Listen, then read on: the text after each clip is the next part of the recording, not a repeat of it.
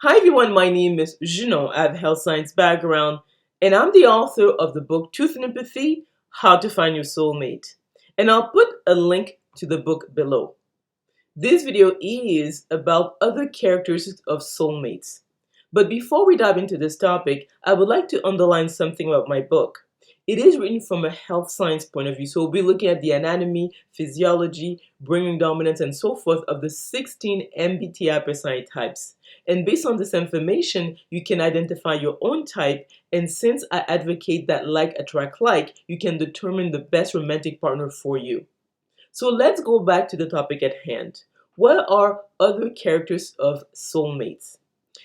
What happens is that most people, when they are trying to find a compatible romantic partner, what they really want to solve is the issue of loneliness. And a person who truly understands us has to perceive the world or experience the world the same way as we do. And one of the best ways to solve this problem is to choose a person who shares at least 80% of our functions when it comes to the MBTI personality types. So what you'll see is that a person who chooses someone who is either the introvert or extroverted version of their type usually feel this sense of commonality, and that goes beyond if a person is from the same ethnic group as us, or from the same religion, or they were brought up, by different parents, obviously, or things of the sort. And we can feel this sense of, belonging with someone who is not a romantic partner. So it could be, a friend, or even a family member, or a co-worker, someone who's obviously who's a man, but we're a woman, and vice versa. So you'll see the sense of belonging really has to do with the person sharing the same function, the same order as us, and that is actually related to a person's spiritual evolution, because personality types are essentially brain types. So a person who has the same dominant brains as ourselves will view the world as we do. And that is actually pretty constant. So if, let's say, you are compatible with someone when they're young, it's going to be pretty much the same throughout your lives. So the other aspect is that is for a soulmate. Now, when a person is a twin soul, it means that they're the same brain type or personality type as ourselves. So that's when you feel, okay, when I talk to this person, I feel like I'm talking to myself. Some people might say, well, if, let's say, you are at least 90% like another person, so we have the same function, the same order, then you'll share the same strengths and weaknesses, and that might be a problem. But the issue is that each person is unique. There will never be someone like you or me.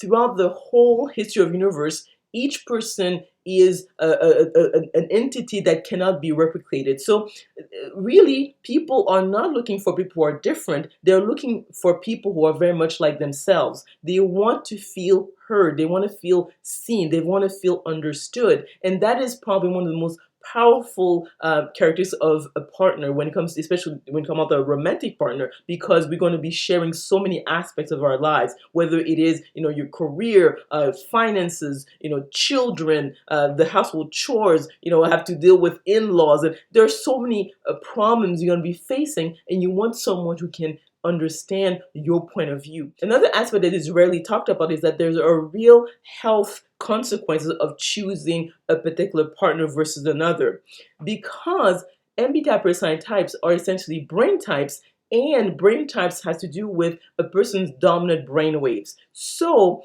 a person who has slow, coherent brains, like intuitives, and if they're matched with a sensor, what can happen over time is that the person who has the best energy, so the most coherent brain waves, will become sick if they sleep in the same bed as this other person over many years. I know that this is something that people find unbelievable, but there is physiological synchronization that happens, especially when people are skin to skin and sleeping in the same bed. So what you'll see over time is that the healthy person becomes sick, not the sick person becomes healthy. So that is something that is very important to underline. So that's why like attract like, not in the aspect of feeling understood and feeling that the person really shares our reality, but it has to do with having a physiology that matches. So you'll see a person who's not properly matched, they will feel a drop in energy, they will feel tired,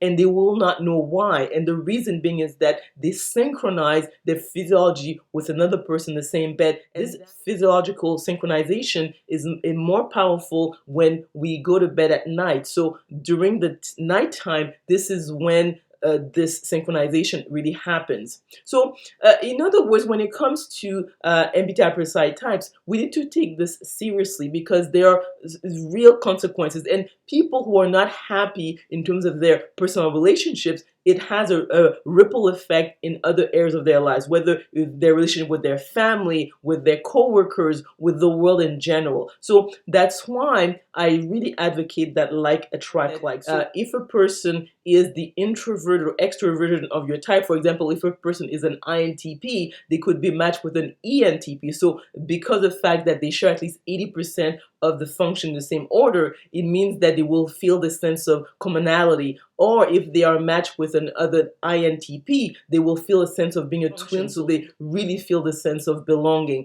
But it goes beyond that because it has to do with the fact that the person views the world the same way we do. We're less likely to have a conflict because most people part ways because of irreconcilable differences. But there's a real physiological impact of being mating with the right or wrong person because there's physiological synchronization. And ultimately, what we want in life is to feel the sense of well-being, which is really linked to your level of energy.